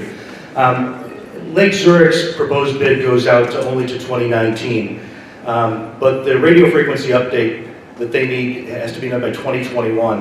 What I'm curious about is how can we be sure that they will not dramatically increase our rates after 2019? That's a big concern. They've got a big bill coming due, and I hate to see our citizens get caught where all of a sudden we've disbanded our dispatch center, and all of a sudden they've got us, and they've got us good, and we're going to pay for their upgrades. I'd be curious to know what this timeline is for this projected ETSB consolidation, whether it's down to 7 or 5 or 2 or whatever it is. If this is just an ephemeral thing that they have, that they think this might happen, or if there's an actual timeline. Doug, you seem to be nodding your head that this is something that might someday happen. That's the identified opportunities. Okay. So there's not, but I do understand there's not a timeline for that to happen. Okay. It just seems to me, given the questions that have been raised here tonight about the numbers that we've seen, the budget situation that we're in, some of the great points that Glenn Swanson just made, some of the other things we've heard. And with all due respect, I'm not here to save any of these people's jobs. I'm not here to cast aspersions on Lake Zurich.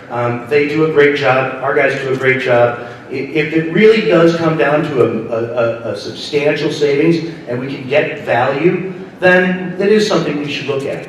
But I don't think we should rush into it with 4 or 5 weeks lead time. That's absurd. That is absolutely absurd, and I want to know why we have gotten to the point where we all of a sudden have our backs against the wall with an 11th hour deadline looming for the renewal of existing customers, where 0 negotiations really have taken place, because the goal all along, and you got to admit this, Mayor, the goal all along has been for you to outsource this. That's been the direction we've moved. You've put us in a position now where our backs are against the wall and telling the trustees that they've got 4 weeks to make up their mind. That's rubbish. Absolute rubbish. We're in enough financial good shape to renew a contract for a year or 2 for these people, continue the great services we have, make good decisions about whether or not we can market, besides 40 cold calls over a 7-day period, finding out what's out there. There are opportunities out there. Maybe they come through, maybe they don't. We haven't tried. That's a failure, an absolute failure. And we're not going to get answers in 4 or 5 weeks. So my recommendation is that you give these dispatchers a chance for another year or 2, sit down and good faith bargain for a continued contract, and then let's go back and let's have a good, solid, conscientious, thorough investigation as to the real numbers involved, both in savings by outsourcing, in what Lake Zurich can deliver for us in terms of assurances for quality, assurances that we can keep fire and police dispatched out of the same unit, that we can make sure that we're not going to get jerked in 2019 when they've got to pay for their system. And then, while we're doing that, let's continue to get a price for what it would cost to get our people CALEA certified. It's $3,900 to CALEA for the initial examination, plus the expenses of sending somebody out for the evaluation, probably another couple of $1,000s. It's then about $3,000 a year for continued accreditation. Now, I know there's training costs that are involved in that to put the procedures in place that are above and beyond that. But I'm going to tell you right now, if there's $10,000 per year in the budget already for training these people, another few $1,000s to get the accreditation we need is going to make us a hell of a lot more marketable to these other villages out there. Yep. Just as we've said here today that Lake Zurich's marketable because they have CALEA accreditation. So again, let us not rush into a hasty, imprudent, misinformed, and ill-informed decision in 4 weeks. Let's do the proper due diligence and investigation. And if in a year or 2 we come back and we've decided that Lake Zurich truly can give us a cost-effective service without an interruption, the same safety levels we want, then we can have that discussion. But right now, there's way too many question marks, and I guarantee you, you're not going to have them answered in 4 or 5 weeks. It's not going to happen. Thank you.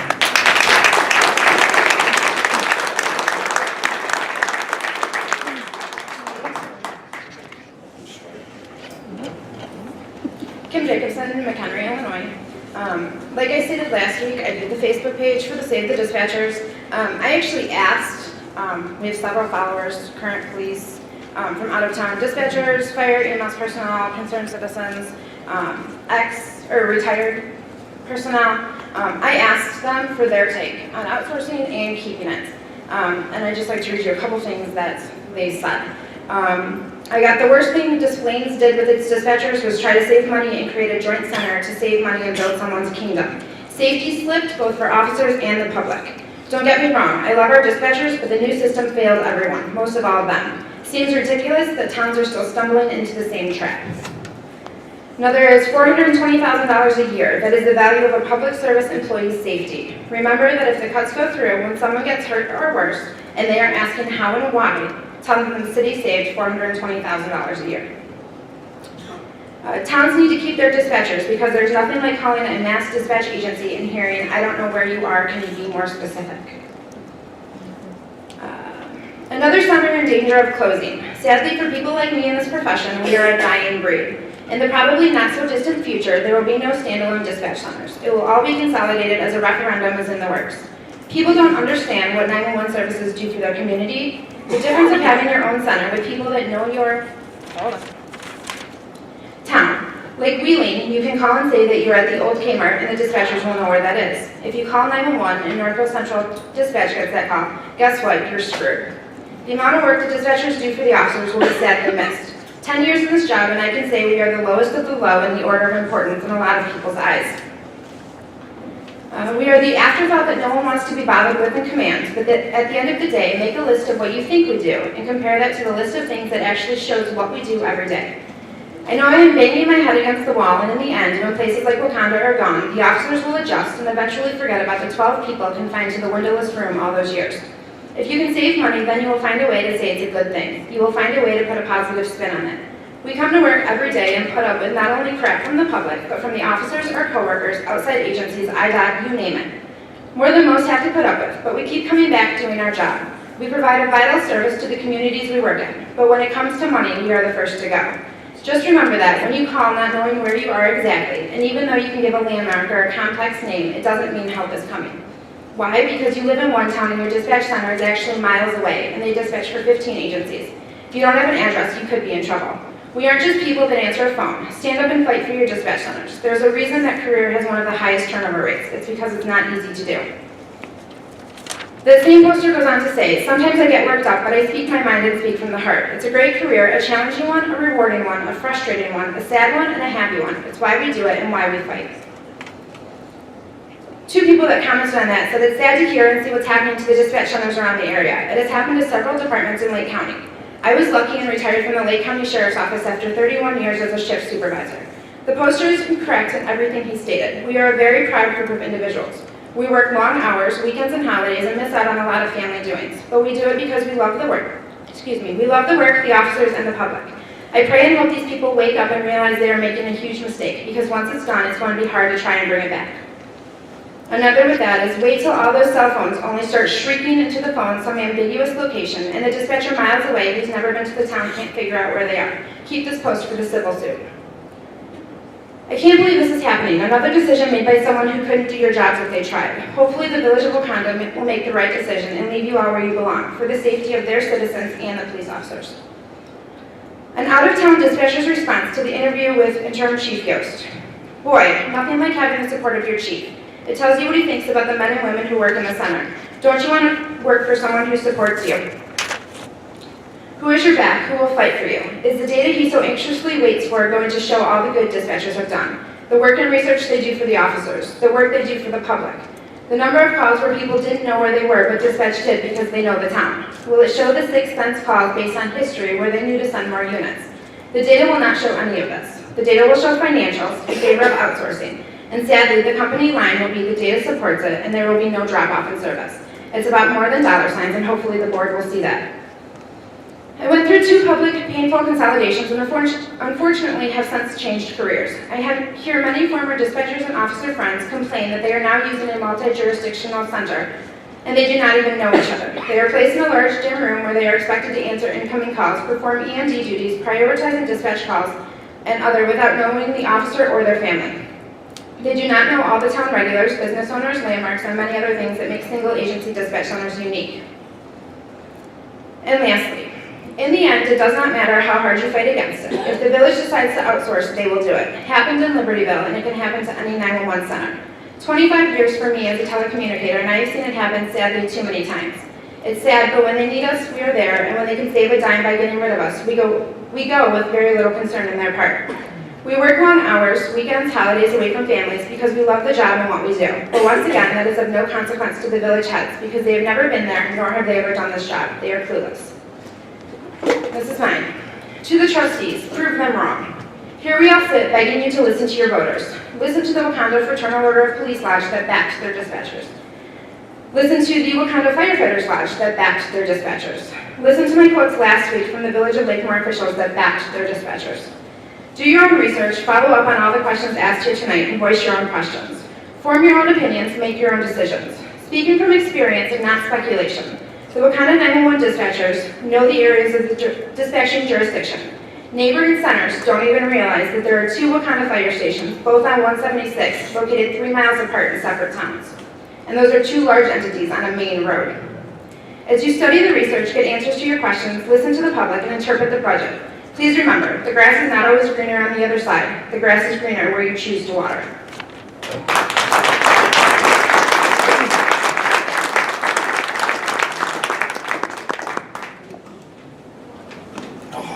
It's a little dry in here.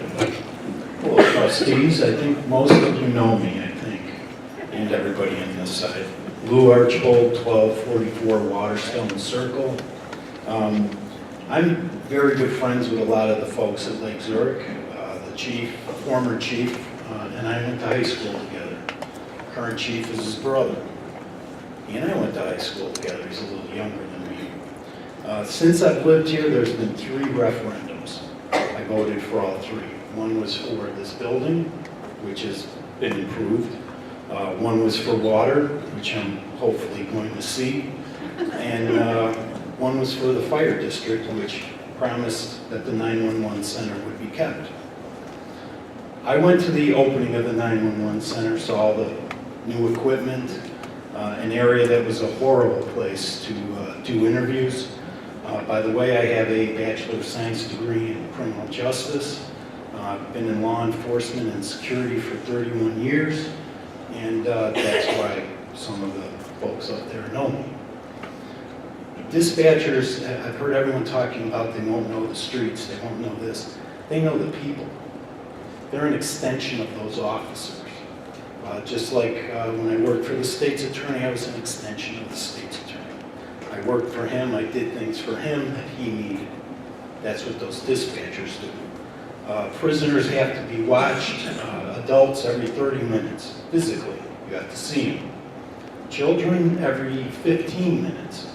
So if you take a kid into custody at 6 o'clock at night, you're going to have to put an officer in there to watch those kids every 15 minutes until you can get another one to drive them to the Hulse Detention Center, which I think is Depke now.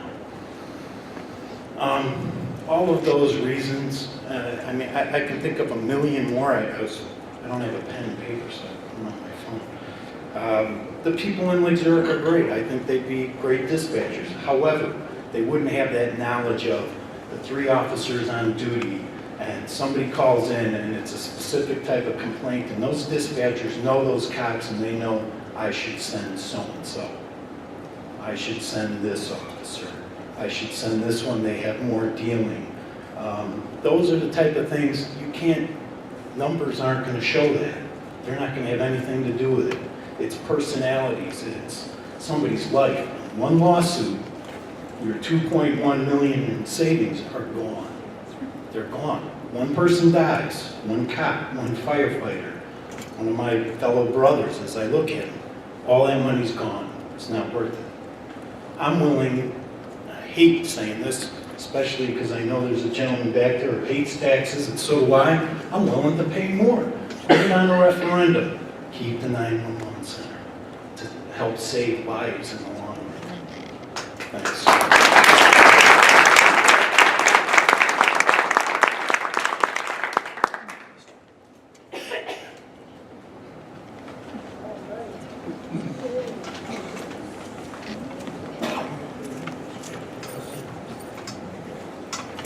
Hi, Rick Glavey, 525 Indian Ridge Trail, Wauconda. I do have a few questions. I am a firefighter paramedic. I've been a firefighter paramedic for 25 years. I'm not in Wauconda. I know some of the guys. They're all great guys. I know a couple of police officers. They're all good guys. We want to keep them safe, all right? So my questions are, you know, like, where's the backup dispatch center going to be? Have you got that all figured out? To be determined. Well, that's pretty important. We've had discussions with them. Okay, because if the backup We work through Northwest Central Dispatch, and when they go into, situations where they have to have backup areas, backup dispatch areas, they go to different towns, okay? It's not just another building they go to next door. They go to different towns. And if your dispatch center becomes a backup center, you're going to have to maintain that equipment. And it's not, just go turn it on when you want to use it. You're going to have to maintain it, okay? Dispatchers. Are they going to be, if you go to Lake Zurich, are they going to have dedicated dispatchers to the Wauconda Fire Department and Police Department? We've had preliminary discussions on that, but there's not been a conclusion to that discussion yet. Okay, that's another thing where you need to get that information, because if you're going to have somebody, where they've had, 3 dispatchers on duty, and they're going to still have 3 dispatchers on duty when Wauconda comes in there, and you're in that call volume you're going to have problems, especially in a storm situation. Storm situations, they end up stacking calls, okay? It's all on priority. It's all on, the call types. Most of it's computerized. Hopefully it's computerized here. But it's all stacked up. Engines, ambulances, police officers, they all respond appropriately to the different types of calls. If you do decide that this is the route you want to take, there should be absolutely no question of keeping fire and police together. If there's a question about that, then you guys are in the wrong business. The new equipment that we have in our dispatch center, what's going to be done with it? New equipment and dispatching, we're proposing an idle backup, just leaving it in place. But is that for a backup center, or is that because you want in 2019 you want to come back to dispatch here because you're getting jacked around by Lake Zurich? Three purposes: training potential, backup, and then local incident or event management out of that operations center. Okay, so you're going to keep a dispatch center here then too, right? We're going to have the equipment here, yes. If you have the equipment, you have to have people that operate it. So you're going to have to train them, right? Well, I assume so. Okay, okay. So you're still going to maintain a dispatch center here? We are going to maintain a dispatch center. We're not going to operate a dispatch center unless we need to. Okay, semantics. How many calls per year are we talking about here that Wauconda police and fire have? How many can they have? How many calls per year does the police department and the fire department combined respond to?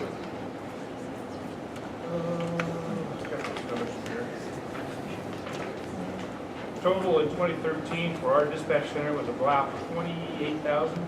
28,000? Now is that 28,000 incidents, or is that 28,000 phone calls? That's 28,000 calls. Phone calls. I don't know if that's calls or dispatch calls. Well, there's a huge difference there.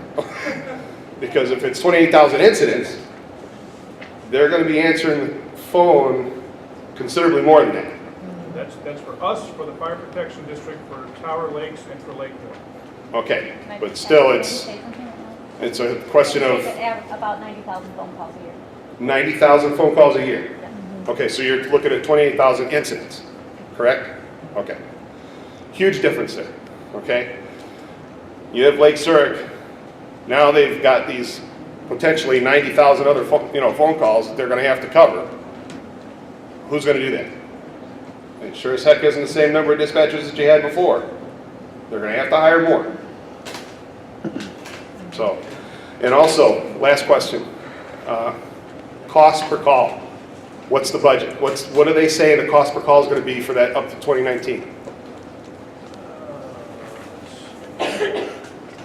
Starting in 2014, it's $19.13 for a computer-generated call. It's $13.51 for an officer-initiated call.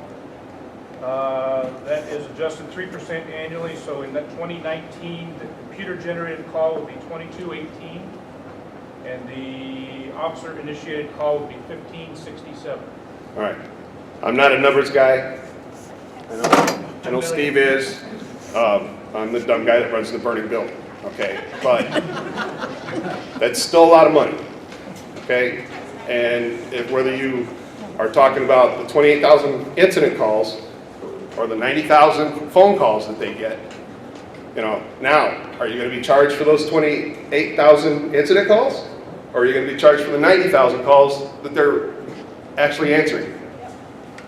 There's a big difference there. Yeah. The discussions we've had is the dispatch calls. Okay, but they've got another 62,000 calls that they answer? It's part of the process, yeah. And Lake Zurich's just going to say, don't worry about it, we'll handle it? It's part of the cost, yes.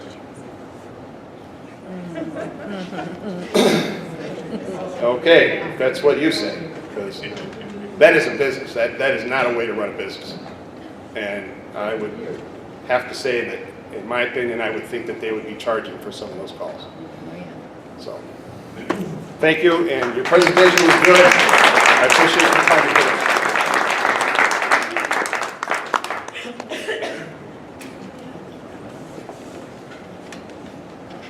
Okay.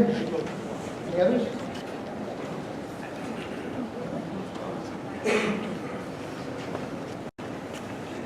Hello, Mike Moran, 2544 Blue Water Drive.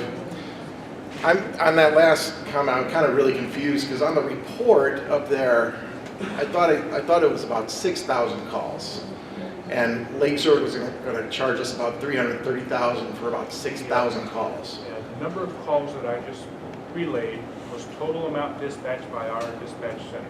That's for us, for fire, for Tower Lakes, for Lakemore. Okay, and so is that what Lake Zurich is going to charge us per call, by the number dispatched or the number called? For our calls. Dispatch, our calls. So how many are dispatched? That's what Lake Zurich would charge us. I can give you. Or is it by the call? That's a big difference, because the numbers would be completely different if that was the case.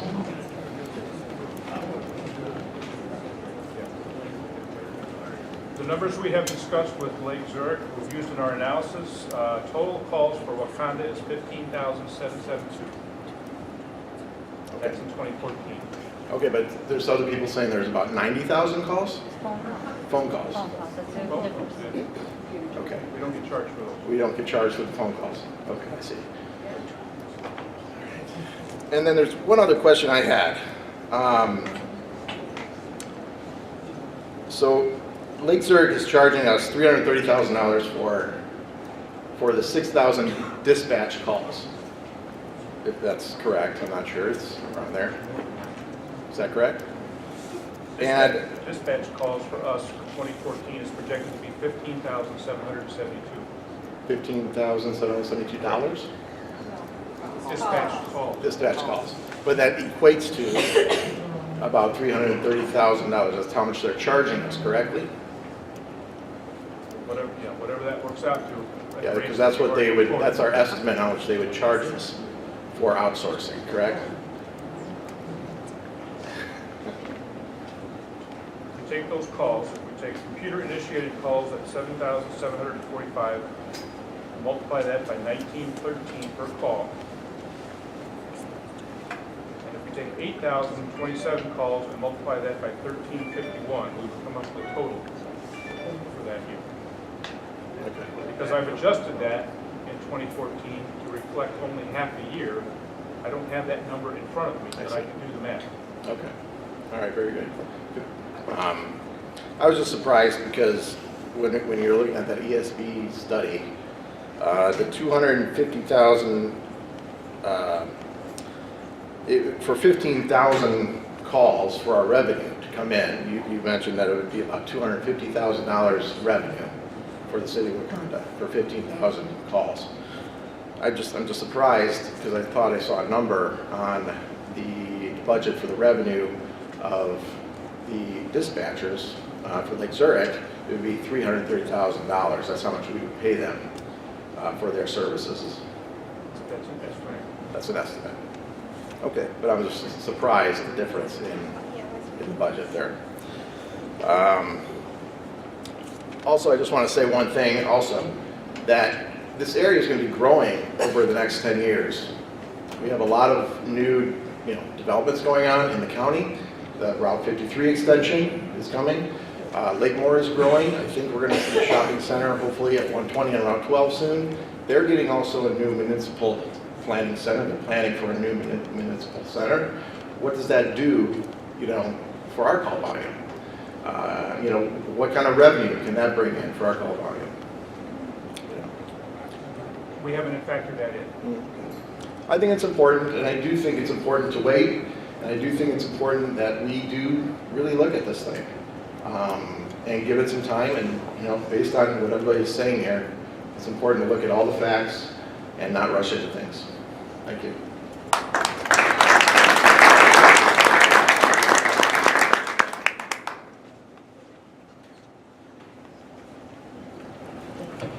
This will just be a minute. Connie Colson, 329 Willow Road, excuse me. There are 2 Willow Roads in Wauconda, and our dispatchers, I'm sure, know which is which. But I live on a cul-de-sac on Willow Road in Larkdale, and our numbers go 329, 327, 325, 313. And we have deliveries all the time that go right past our street because the numbers don't make any sense. But when I called 911 in October, they knew exactly where I was and they came. And then there was the issue that was just on the news today? Yeah, there was a dispatcher that was taking care of a couple different towns, and they had the same street in both towns. And the dispatcher sent the fire department to the wrong town. And it was an accident, obviously, but evidently she wasn't following procedure. And the house in the town that didn't get the fire engine built down and burned it. Right, yeah. That's all. Thank you.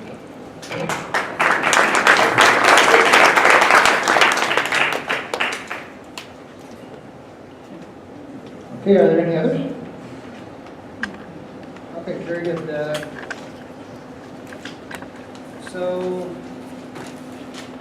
we'll close public comment then, and the board will move to, Chair will entertain a motion to move to closed session in order to discuss collective negotiation matters between the public body and its employees or their representatives, or deliberations concerning salary schedules for one or more classes of employees. Second. Okay, there will be no action taken after closed session. Roll call, please.